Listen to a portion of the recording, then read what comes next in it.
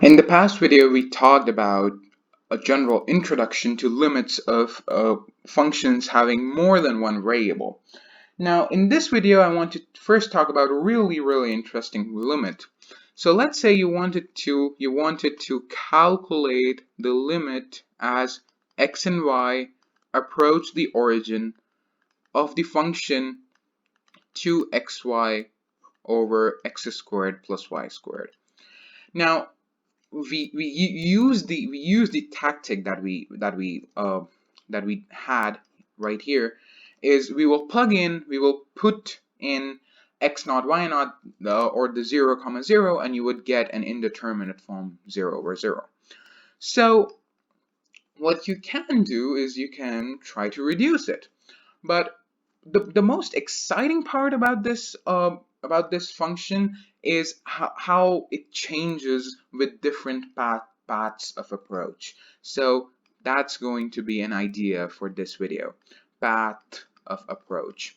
So basically you can approach the origin. If you approach it on the xy plane, you can approach the origin in any way you want. Let's say you approach in some wiggly line, you approach in a straight line, you approach in a parabola that would just cusp around there. Anyway, if you come closer to the origin and you still increasingly get closer to certain values of the output function, you actually find the limit. So let me take two different paths.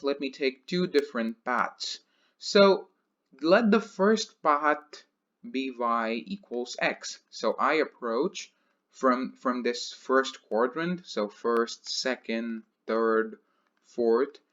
From this first quadrant, I approach the origin along the line y equals x, or the second method would be to approach it along y equals negative x. So these are just two curves, these are two lines along which we will take our values of y and x and see what happens. Do we get close to any number? So for the first case, let's do y equals x. So if you put y equals x in this expression, you get 2x and y is just equal to x, so again x over x squared plus y squared becomes x squared, and you get the value to be 2. That's a nice number. It's not indeterminate, it's a nice number. But then if you take another path, and in this case y is equal to negative x, so 2x times negative x, replacing for y, over x squared plus negative x squared, and that would be equal to negative 2x squared over x squared, and that's equal to negative 2. And that's sort of the dilemma right here.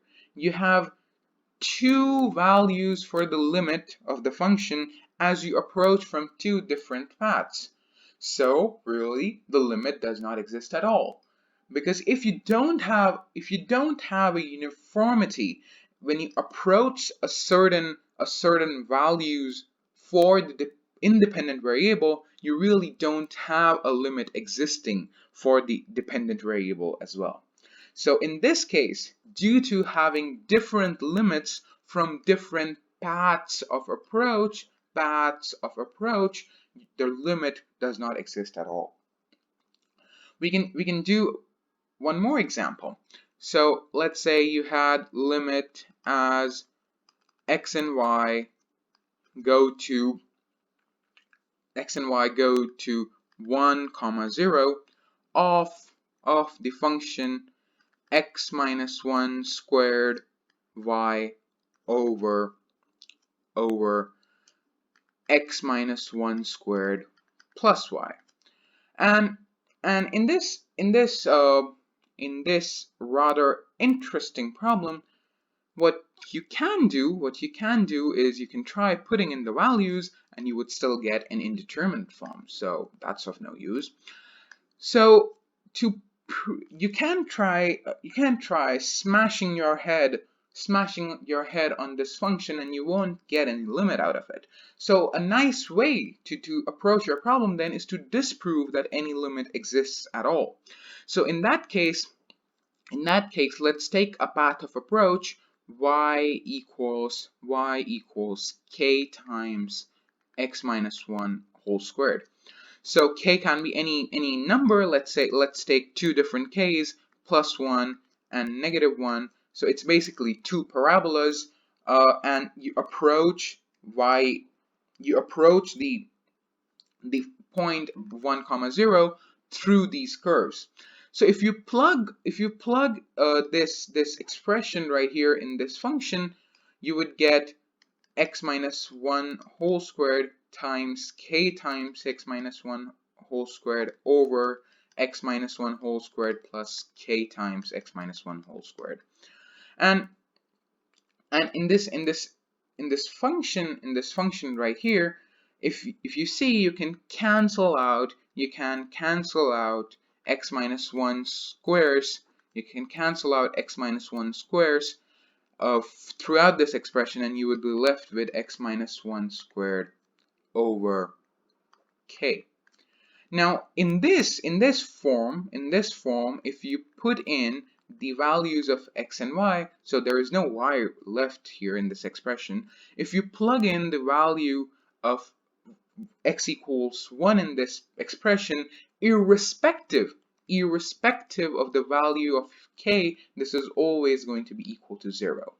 So the limit of this function exists. It's equal to 0 because even while considering different paths of approach,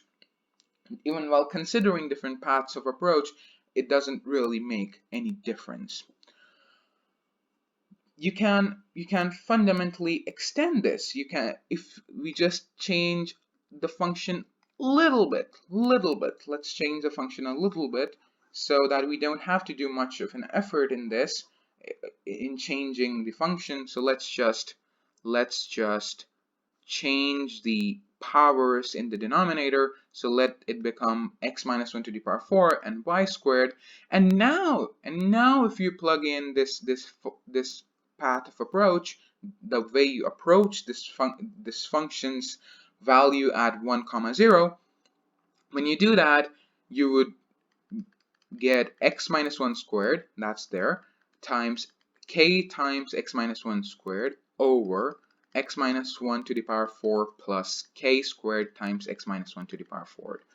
And notice that x minus 1 to the power 4 gets cancelled out all throughout, and so what you're left with is just k over 1 plus k squared. And now you can have different k's. So if you put in k equals plus 1, you get 1 over 2. And if you put in k equals minus 1, you get negative 1 over 2. And there you go. So for this function, the limit does not exist.